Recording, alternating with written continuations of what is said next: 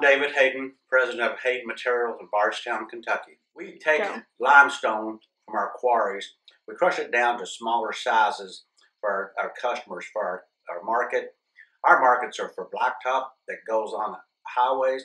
Also, our stone goes into concrete, and it goes on highways and roads throughout the state of Kentucky, and on farm roads, and also ag lime. We make ag lime for farmers to put on their land to help the crops grow. In the process of crushing the rock down to smaller sizes, the rock gathers some dust on it, and we choose to wash this dust off. But when we wash this dust off, we create thousands and thousands of tons of waste product, nasty, dirty water that we have to clean up in order to put back into our streams. That's a regulation by the state of Kentucky, but also by the federal government. We have to have retention ponds that will clean the water up, and it has to be certain specifications where it gets out into the streams. So I'll show you how a retention pond works. We use very large trucks to bring rock up to our crusher. The crusher will take this large rock and break it down into smaller sizes. And as we go throughout the system, you'll see more screens and conveyors that kind of act like sieves. They'll take this big rock and break it down to smaller sizes, and we'll make whatever the customer recommends or his requirements are. We make about 23 different sizes of products at our quarry. Here you see the conveyor taking the large rock up. Now, these are screens. Again, they're like sieves. They just screen out the larger rock through sieves and put them into the appropriate piles. Right here is another screen. You see it vibrating. It just vibrates and takes the rock through these sieves. In the process of crushing the rock, again, we make a whole lot of dust that collects on the stone.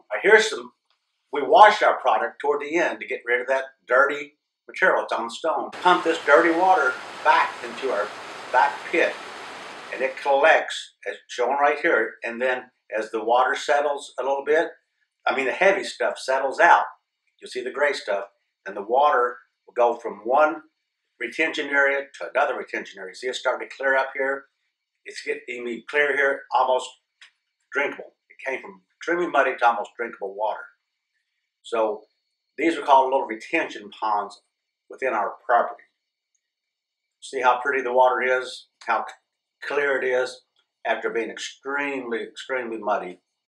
These are pumps. These are floating pumps that pump the water from pit to pit.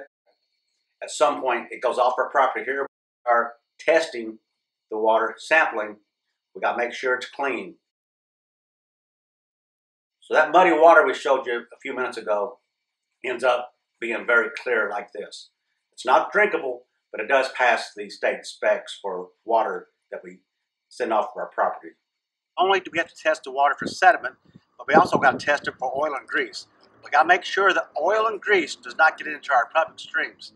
In order to do that, we are required to build these containment dikes, this concrete barrier, concrete floor that can contain this diesel fuel if this tank was to rupture, or that gasoline tank down there if it was to rupture. And over here we got the oil tanks. In case they were to rupture, this containment dike has to hold that volume of material.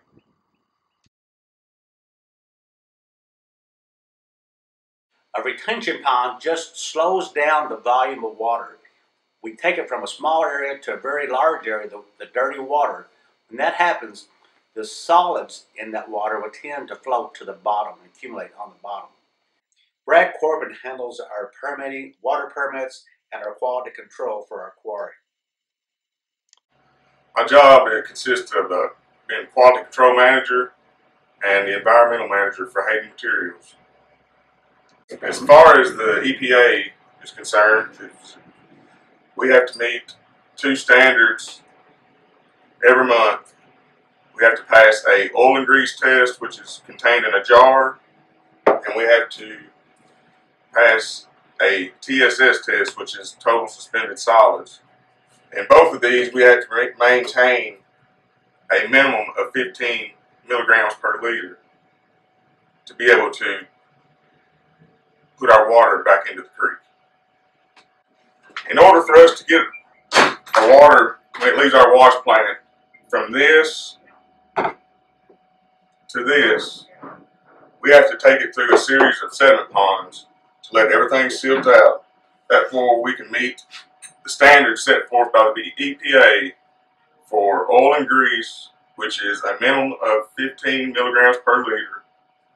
We have to check this twice a month, and also we have to do a TSS sample, which is total suspended solids, twice a month, and that is a minimum of 15 milligrams per liter. We have to meet those criteria before we can send any water into any public stream.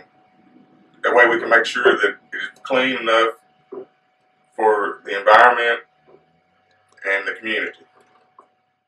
There's something happening here. What it is ain't exactly clear. There's a man with a gun over there telling me